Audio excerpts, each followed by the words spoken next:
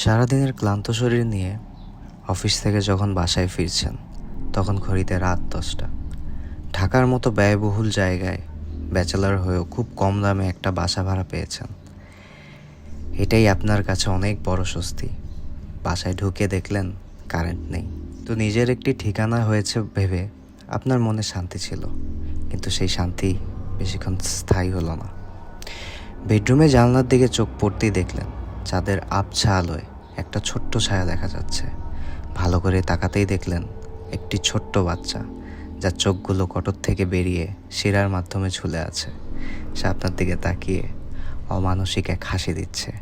আপনার কি তখন ক্লান্ত শরীরে দোহাই দিয়ে ওই বাসায় থাকবেন নাকি ছেড়ে দেবেন? ঠিক এমনই ঘটেছিল আমার বন্ধু শান্তর সাথে। গ্রামের ছেলে শান্ত বড় স্বপ্ন নিয়ে শহরে পড়াশোনা শেষ করে এই ফ্ল্যাটটিতে শিফট হয়। ভাড়া কম হওয়ায় ও ভেবেছিল একা কিছুদিন থেকে পরে ফ্ল্যাটমেট তুলবে, কিন্তু দুদিন যেতে না যেতেই বাসার এনার্জি কেমন জানি বদলে গেল। রান্নাঘরে রাখা জিনিস সকালে অন্য জায়গায় পাওয়া যেত, কিংবা বন্ধ দরজা হুটহাট অটোমেটিক খুলে যেত। 4 দিন পর অফিস থেকে ফিরে শান্ত সেই বাচ্চাটাকে দেখার পর তাৎক্ষণিক অজ্ঞান হয়ে পড়ে। পরের দিন সকালে বসের কলে যখন ওর জ্ঞান ফিরে, ও বুঝলো সারা রাত ওই ফ্লোরেই পড়েছিল। ক্লান্ত শরীরে অফিসে গেলেও ও ভাবলো শরীর খারাপের জন্য হয়তো এটা হ্যালুসিনেশন ছিল। হাফবেলা অফিস শেষ করে বাসায় ফেরার সময় হুট করে বাস অ্যাক্সিডেন্ট হয় এবং শান্তর দুই চোখের ভিতরে রড ঢুকে যায় এবং ঠিক সেই বাচ্চার মতো চোখ দুটো ঝুলেছিল। কিন্তু হুট করেই ঘুম ভেঙে গেল, দেখলো আসলে বাসের স্বপ্ন দেখছিল। বাসায় এসে শাওয়ার নেওয়ার সময় দেখলো পানি একবার খুব ঠান্ডা হচ্ছে, আবার গরম হচ্ছে অস্বাভাবিকভাবেই। হঠাৎ করেই তার চোখ দুটো গেল জানালার দিকে। জানালার কাচের মধ্যে বাচ্চার হাতের ছাপের মতো একটা ছাপ দেখা গেল, কিন্তু সে সেটা ইগনোর করে এবং শাওয়ার নেওয়া শেষ করে সে বের হয়ে আসে। শান্ত ফ্রিজ থেকে আগের রাতে রান্না করা মাংসর বাটি বের করতেই আটকে উঠল। বাতির এক কোণে কেউ যেন খুবলে খেয়েছে এবং সেখানে 4-5টা তেলাপোকা মরে আছে। ফ্রিজের ভিতরে তেলাপোকা আসা, এটা কি সম্ভব? এবং মাংস খাওয়া, দুটোই অসম্ভব ছিল।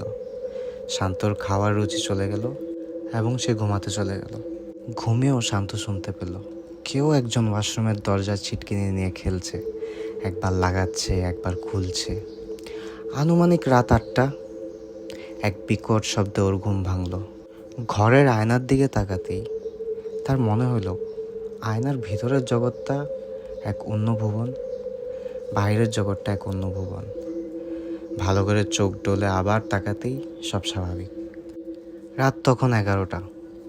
বাইরে থেকে খেয়ে এসে শান্ত দেখলো ও সব লাইট অফ করে বের হলেও ওয়াশরুমের লাইট জ্বলছে। ও ভাবলো হয়তো খেয়াল করেনি। হেডফোনে মুভি দেখার সময় ওর বারবার মনে হচ্ছিল ঘরের ভিতরে ছোট্ট বাচ্চারা যেভাবে শব্দ করে কথা বলে, কেউ ঠিক সেভাবেই আওয়াজ করছে। রাত 1টায় হুট করে ওর পেটটা কেঁপে উঠল। ভূমিকম্প ভেবে নিউজ ফিডে চেক করলো, কিন্তু কোথাও কোনো খবর নেই। এরপরেই সে চলে গেল ওয়াশরুমে। ওয়াশরুম শেষ করে বের হয়েই লাইট অফ করতেই ও শুনতে পেল কেউ যেন ঠিক ওর সামনে দাঁড়িয়ে হিসু করছে। লাইট অন করে দেখলো কেউ নেই। এরপর শান্ত আবার ঘুমাতে চলে গেল। ঘুমানোর পর ওর মনে হলো একটা ছোট্ট বাচ্চা ওর হাতের উপর বসে আছে। ও হাত নাড়াতে পারছিল না। পরে যখন ঘুম ভাঙলো দেখলো কেউ নেই, কিন্তু ওর হাতে প্রচণ্ড ব্যথা। পরের দিন অফিস থেকে সন্ধ্যায় 7টায় বাসায় এসে শাওয়ার নিতে ঢুকলো শান্ত। হঠাৎ দারোয়ানের কলে ওর হুঁশ ফিরল। দারোয়ান বলল, আপনার বাসা থেকে অনেক পানি পড়ছে। শান্ত বলল, কই না তো, পানি তো পড়ছে না। এই বলে ও ফোনটা রেখে দিল। শান্ত যখন ঘড়ি দেখলো ও স্তব্ধ হয়ে গেল। রাত তখন 10টা বাজে। তার মানে সে টানা 3 ঘন্টা শাওয়ারের নিচে ছিল, অথচ ওর মনে হচ্ছিল সেই মাত্রই ঢুকেছে। এরপর থেকেই শান্তর স্বভাব বদলে গেল। শান্তর কলিগরা বলল ও নাকি একা একা হাসতো, বিড়বিড় করতো আর ওয়াশরুমে লাইট অফ করে বসে থাকতো।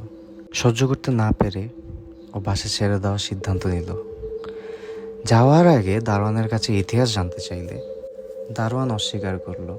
দারোয়ান বলল এই বাসার কোনো ইতিহাস নেই। ঠিক এমনভাবেই একদিন সে বাসার সোফায় বসে নিউজ ফিড স্ক্রল করতেছিল।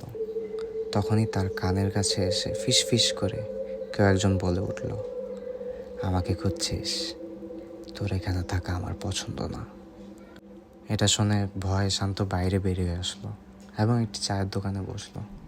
সে চায়ের দোকানের সামনে একটা ফকিরকে দেখতে পেল, বৃদ্ধ এক ফকির। সেই ফকিরটি অনবরত শান্তর বাসার জানলার দিকে তাকিয়ে রয়েছে। তো তখন শান্ত জিজ্ঞেস করলো, কাকা কি দেখেন? কাকা বলল, সেটা কোনো মানুষ না, তার অস্তিত্ব খুঁজে পাবেন না, ইতিহাস জানতে হবে। শান্ত তখন উঠে ছুটে গেল কাকার কাছে। সেই বৃদ্ধ জানালো, ওই বাসায় এক দাম্পত্য থাকতো যাদের একটি ছোট্ট বাচ্চা ছিল। স্বামীটি সন্দেহ করতো বাচ্চাটা তার না, এবং স্বামীটি জানতে পারলো সে বাচ্চাটা তার না। তাই সে পরিকল্পনা করে তান্ত্রিকের মাধ্যমে তার স্ত্রীকে দিয়ে তার বাচ্চাকে হত্যা করাবে এবং তার স্ত্রীকে সে জেলে দিবে। ঠিক তেমনই হলো, স্ত্রী তার বাচ্চাকে মেরে ফেলে। কিন্তু মা তার সন্তানকে মারার সময় অভিশাপ দিয়েছিল যে এই বাচ্চাই প্রতিশোধ নেবে।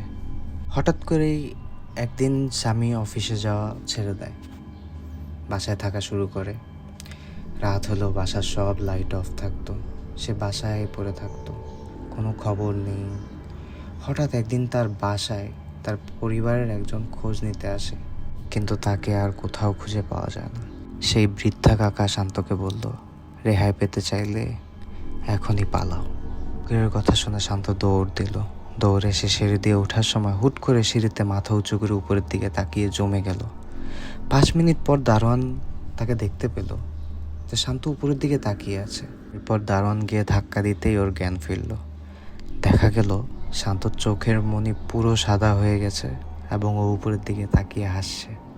জ্ঞান ফেরার পর শান্ত বলল সে এক মুহূর্তও থাকবে না, কিন্তু সেদিন রাতে ও আর বের হতে পারেনি। এভাবে কেটে যায় 2-3টা দিন, কিন্তু শান্তর কোনো খবর নেই। 2-3 দিন পর দারোয়ান যখন চেক করতে গেল, দেখলো শান্তকে আর কোথাও খুঁজে পাওয়া যাচ্ছে না। সেও চিরতরে নিখোঁজ হয়ে গেছে। পুরো বাসায় শান্তর কোনো চিহ্ন পর্যন্ত নেই। কিন্তু শান্ত গেল কোথায়? সে তো তার সামনে দিয়ে কখনো বের হয়নি, তার বাসার থেকে কখনো বের হয়নি। সেদিন রাতেই তাকে লাস্ট টাইম দেখা হয়েছিল, শান্ত তখন বাসায় যাচ্ছিল। এরপর শান্তর আর কোনো অস্তিত্ব খুঁজে পাওয়া যায়নি।